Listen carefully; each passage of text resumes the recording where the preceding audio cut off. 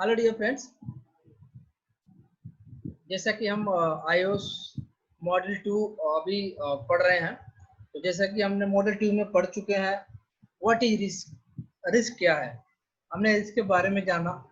Then अब हम जानेंगे what is a risk assessment. Risk assessment क्या है बेसिकली।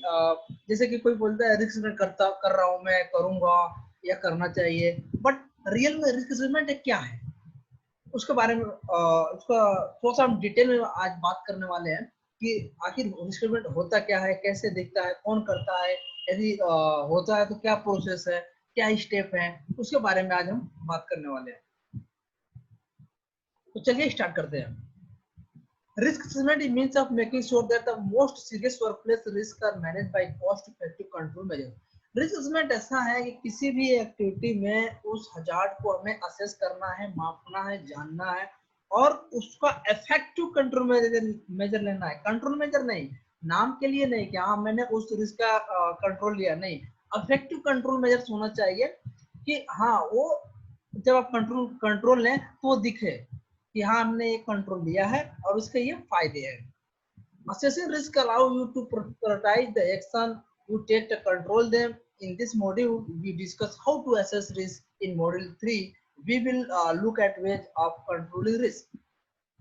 अब इसमें तो हम देखेंगे रिस्क असेसमेंट कैसे किया जाता है, रिस्क असेसमेंट क्या क्या स्टेप होते हैं उसके बारे में बात करेंगे। लेकिन जब हम मॉड्यूल 3 पढ़ेंगे उसमें उसका कंट्रोल पढ़ेंगे, रिस्क को कैसे कंट्रोल करें, ये बहुत ही इंपॉर्टेंट है। जब हम मॉड्यूल 3 पढ़ेंगे उसमें देखेंगे कंट्रोल रिस्क को कैसे कंट्रोल किया जाए। Now put a simple risk assessment is a careful examination of anything in workplace that could cause people to suffer injury or ill health while they are at work. यह बहुत ही आसान होता है, बहुत ही सावधानी पूर्वक आपको वर्क प्लेस पर कुछ भी काम चल रहा है, कुछ भी एक्टिविटी चल रहा तो उसको आपका जो पीपल है वर्क सफर ना हो, किसी को इंजरी ना हो और उस तरह के रिस्क को आप असेस करते हो कि ये केयरफुल एग्जामिनेशन है। ऐसा नहीं है कि दौड़ भाग करके आप 2 रिस्क पकड़ लिया, 3 रिस्क पकड़ लिया तो आपका रिस्क हो गया, नहीं, ये केयरफुल करना है और हर एक टास्क को आपको बहुत ही क्लियरली आपको क्या करना है, मापना है, देखना है और हजार्ड स्पॉट करके आपको अपने हजार्ड बुक में लिखनी है। Risk assessment is about deciding who might be harmed and then judging who likely it is that something will go wrong. Risk assessment क्या करना है, इसके बारे में आपको डिसाइड करना है। सबसे पहले चेक करना है कि इसको सबसे ज्यादा नुकसान किसको है, सबसे पहले नुकसान किसको है, कैसे और उनके साथ क्या गलत हो रहा है। सबसे पहले आपको ये चीज असेसमेंट में आपको ये डिसाइड करना है and how serious the consequences could be, और कितना इम्पैक्ट पड़ सकता है, कितना सीरियस है और इसके कॉन्सिक्वेंसेस क्या है, होने की इसके चांसेस क्या है। सबसे पहले आपको डिसाइड करना है। एक बार आप इस पे काम कर लिए and how significant they are, और उसके बाद में आप देखेंगे इतना सिग्निफिकेंट कितना है, आकर कितना है, फ्रीक्वेंसी कितनी है इसकी। You can concentrate on cutting them out और एटलीस्ट कंट्रोलिंग देम। और उसके बाद में जब एक बार हजार्ड को अपने डिसाइड कर लिया किसको नुकसान होगा, कौन नुकसान होगा, कैसे नुकसान होगा और उसका क्या इम्पैक्ट पड़ेगा और उसका सिग्निफिकेंट कितना है, एक बार आप डिसाइड कर लेते, आप कंसंट्रेट करके उसके बाद उसके आप में क्या करेंगे, खत्म तो नहीं कर सकते लेकिन उसको कंट्रोल कर सकते हैं, एक मिनिमल लेवल पर उसे लाकर रख सकते हैं। You don't have to carry out the assessment yourself. आपको अपना खुद का असेसमेंट नहीं करना है। If you are not confident, यदि आपको विश्वास नहीं है, आप तो दूसरे से आप क्वालिफाइड ट्रेंड आदमी से क्या कर सकते हैं, मदद ले सकते हैं। यदि हो सकता है कि आप असेसमेंट करने में अच्छा नहीं हो, आपको उस एक्टिविटी के बारे में ज्यादा नॉलेज नहीं हो, तो उस टाइम में आपको दूसरे से आप क्वालिफाइड ट्रेंड आदमी की मदद ले सकते हैं। लेकिन याद रहे कि you are responsible for seeing that it's adequately done. आप रिस्पॉन्सिबल हैं, आप देख रहे हैं कि ये क्या उचित हो रहा है या नहीं हो रहा है, ये आपकी रिस्पॉन्सिबिलिटी है। It's always a good idea to involve other people in risk assessment process. देखो जनरली क्या होता है, रिस्क असेसमेंट की एक टीम होती है, 5-6 लोगों की एक टीम होती है, हर एक डिपार्टमेंट से हर एक टास्क में एक्सपर्ट बंदे होते हैं, वो आदमी रिस्क असेसमेंट करता है। ऐसा नहीं कि अकेले गए और भर के पेपर लाके रख दिए। उसमें क्या होगा कि उस टाइम में कुछ रिस्क ऐसे हैं जो आपको छूट जाएगा। और देखो ज्यादा आदमी नहीं, ज्यादा अलग अलग तरह के आइडिया आएंगे, अलग तरह के कंट्रोल मेजर्स बताएंगे, तो वो लोग क्या करेंगे कि आपको रिस्क असेसमेंट में स्पॉट करने में आपको मदद करेंगे, क्या क्या हो सकता है, क्या क्या चांस हो सकता है। तो जब भी आपका रिस्क असेसमेंट करें तो एक असेसमेंट की एक टीम बनाएं और उसके साथ ही फ्लोर पर जाकर क्या करें, आप साइट पर जाकर आपको रिस्क असेसमेंट करना, वो ज्यादा इफेक्टिव होगा, ज्यादा नॉलेजेबल होगा, जो ज्यादा उसमें से हजार निकल करके आएंगे, ज्यादा उससे ज्यादा और ज्यादा कंट्रोल कर सकते हैं आप। नहीं तो क्या होगा कि अकेले जाकर के हम रिस्क असेसमेंट कर लिए, लिखा है वो इफेक्टिव नहीं होगा। ठीक है, तो इसके लिए आप एक टीम बनाए रिस्क असेसमेंट का और देन रिस्क असेसमेंट करें। Risk assessment enables you to, ठीक है, रिस्क असेसमेंट आपको क्या करता है, एनेबल करता है tell whether you are doing enough to protect your workforce and other from harm. आप क्या जो आप रिस्क असेसमेंट कर रहे हैं, क्या वो ऐसा इफेक्टिव है, इनफ है जो अपने वर्कफोर्स को और नुकसान को पहुंचा सके, वर्कफोर्स को मतलब सुटेबल है, सफिशिएंट है, इनफ है आपका रिस्क असेसमेंट। उदाहरण के लिए आर यू प्रोवाइडिंग है ना ट्रेनिंग इंफॉर्मेशन पीपीईस हेल्थ सर्विलांस, क्या आप अपने ऑर्गेनाइजेशन में वर्कफोर्स को training information PP other health services provide करा रहे हैं, नहीं करा रहे हैं। दूसरी चीज मीट और लीगल रिक्वायरमेंट, क्या आपका लीगल रिक्वायरमेंट्स मीट हो रहा है। all employed people have a legal obligation to carry out a assessment if you don't you could face prosecution and fines। the management of health and safety at work regulation 1989, ये regulation 1989 ये UK का है। तो क्या आपका risk assessment में आपका legal criteria जो है वो मीट हो रहा है क्या, ये भी आपको उस टाइम चेक करना है। Then demonstrate good business practice and improve business performance, आपका जो बिजनेस प्रैक्टिस है क्या वो इंप्रूव हो रहा है, बिजनेस परफॉर्मेंस इंप्रूव हो रहा है। Understanding the risk that face your business will help you to manage it better with, आपको अपने समझना होगा अपने क्या प्रॉब्लम क्या रिस्क है आपके बिजनेस में और उसके लिए आप क्या क्या कर रहे हैं, जैसे कि potential cost saving, reduce insurance premiums और एनहांस रिप्यूटेशन, क्या आपका मार्केट में इज्जत बढ़ रहा है, इंश्योरेंस प्रीमियम क्या कम हो रही है, क्या आपकी जो पोटेंशियल कॉस्ट है सेविंग हो रही है। तो आपको ये भी बिजनेस के साथ साथ में ये भी आपको इम्प्रूव करना है और परफॉर्मेंस देखना है। रिमेंबर, याद रखें, accident and ill health can have a devastating effect, they can ruin lives in your business। जब आपके बिजनेस में कोई एक्सीडेंट हो जाएगा तो क्या होगा, बहुत ज्यादा होता ना ड्रास्टिकल चेंज, इस तरह का चेंजेस होने चालू हो जाएंगे। मींस आपका रेपुटेशन बिजनेस, एम्प्लॉय का स्टाफ, फाइनेंशियल, वो आपको क्या होगा, डाउन चला जाएगा।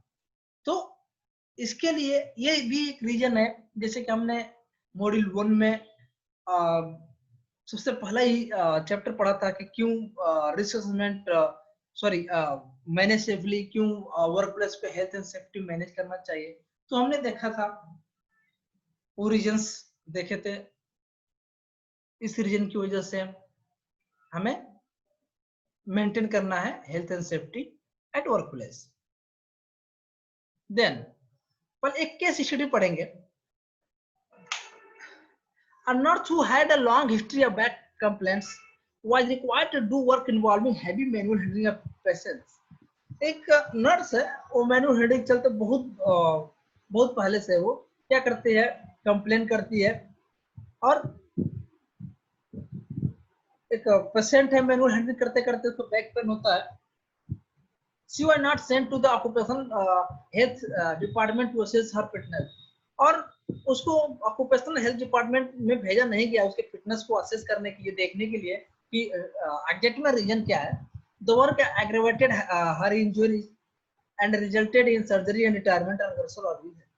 She claimed compensation from her employers and was awarded 16,000 UK pound।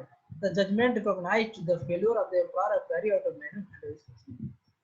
उसमें देखिए यूके में क्या है, रिस्क असेसमेंट लीगल है। लीगल से मेरा मतलब कि मैंडेटरी है, आपको करना ही करना है। तो एक ऑर्गेनाइजेशन, एक नर्स है, बैक पेन से बहुत दिनों से क्या है परेशान थी, और उसको कभी भी दवा के लिए नहीं भेजा गया, ऑक्यूपेशनल सेंटर नहीं भेजा गया कि एग्जैक्ट में प्रॉब्लम क्या है। उसके बाद में उसने कंप्लेन कर दिया, नर्स ने कंप्लेन किया और उसको इन्वेस्टिगेट किया गया, तो देखा गया कि ये तो मैनेजमेंट की फेल्योर है। तो उन्होंने एम्प्लॉयर के ऊपर में 16,000 यूके पाउंड उसको दिया गया, एम्प्लॉयर पर डेबिट मार के उसे दिया गया उस नर्स को। तो कहीं ना कहीं उस एक्टिविटी का रिसेसमेंट नहीं किया गया। तो मैनुअल हैंडलिंग का चेक जब इन्वेस्टिगेशन हुआ उसमें पाया गया कि मैनुअल हैंडलिंग का रिसेसमेंट नहीं किया गया। अब केस टू, दूसरा केस पढ़ते हैं। A kitchen designer and manufacturer felt that he was not realizing the full potential of the workforce. He wanted to get them more involved in all aspects of the business. Weekly meeting now cover everything prejudice. The business owner commented, since we have been taking about risk, we are more aware of the potential of 60 months we have had a single injury. अब एक kitchen designer manufacturer है, उसको कभी realise ही नहीं हुआ कि हमें उसका मतलब अनुभव नहीं हुआ, देखा नहीं कि पोटेंशियल द वर्कफोर्स का क्या क्या संभावनाएं हैं। तो एम्प्लॉयर ने इसके लिए क्या किया, एक मीटिंग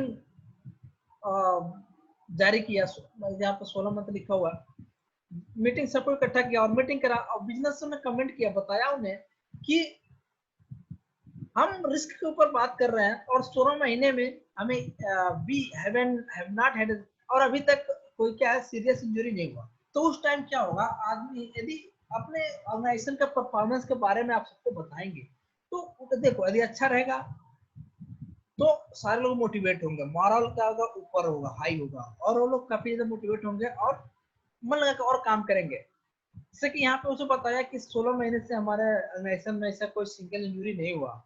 तो उस टाइम क्या है, सब स्टाफ अलर्ट हो जाएंगे कि हाँ यार और भी हमें ऐसे काम करना है ताकि कोई इंजरी ना हो।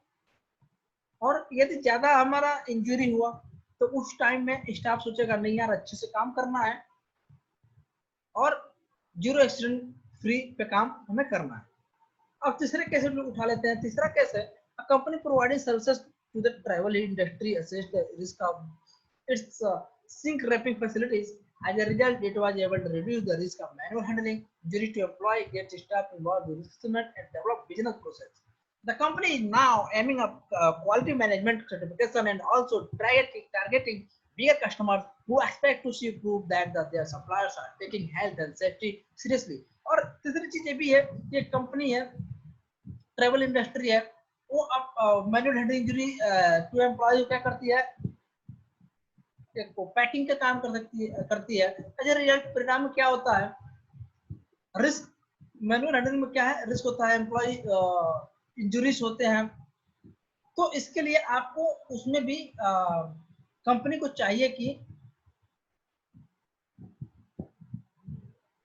एक ट्रेनिंग अरेंजमेंट करें फर्स्ट एड इंजुरीज की, उसके बारे में आदमी को बताए, um quality management certification, quality management certification के लिए जाएं और बड़े बड़े कस्टमर से बात कर हेल्थ एंड सेफ्टी सीरियसली, और जो आपका सप्लायर है उससे बात करें कि वो हेल्थ एंड सेफ्टी को सीरियसली ले, जब तक वो ट्रैवल कर रहे हैं तो ट्रैवल में जो भी रूल्स एंड रेगुलेशन ट्रैफिक का है वो फॉलो करें। तो इस तरह से उनको भी आप सीरियस कर सकते हैं, वर्क कर सकते हैं। Workplace accident and ill health cost society up to 31 billion every year. Health and safety executive 2004 हर साल, ये यूके का डाटा है, नॉट ओवर और किसी डाटा नहीं है, यूके का डाटा है ये। अब बात करते हैं कि how do we carry out risk assessment, risk assessment कैसे करें, एक तरीका है रिस्क असेसमेंट कैसे करें। Risk assessment does not have to be complicated, risk assessment कभी भी कॉम्प्लिकेटेड नहीं होना चाहिए। What is important that you concentrate on significant hazard which could result in serious harm to affect the number of people. आप उसके बाद देखेंगे कि इम्पोर्टेंट क्या है, क्या हमें सिग्निफिकेंट हजार पर कंसंट्रेट करना चाहिए कि किसी को नुकसान न पहुंचे, ज्यादा से ज्यादा आदमी को नुकसान न पहुंचे। When carrying out risk assessment, you need to, जब आप risk assessment करते हैं तो आपको करना चाहिए सबसे पहले list the work task that are your responsibility, सबसे पहले लिस्ट और जो क्या क्या काम है उसको लिस्ट करें। स्टेज 2 पे क्या करना है, आइडेंटिफाई द रिस्क, आपको रिस्क को आइडेंटिफाई करना है कि वहां पे हजार्ड क्या है और किसको नुकसान हो सकता है। Then once you have recorded the information, you can then एक बार रिकॉर्ड कर लेते हैं आप एक टॉपिक को आइडेंटिफाई उसके बाद एस्टिमेट दे रिस्क को एस्टिमेट करें, जांचे कितना नुकसान हो सकता है, फिर इवेलुएट करें। देन फाइनली यू शुड, आपको फाइनली क्या करना है, record your findings and review your findings, और सारी चीज को हजार्ड को रिकॉर्ड करना है, रिव्यू करना है और उसे फाइंडिंग्स करना है।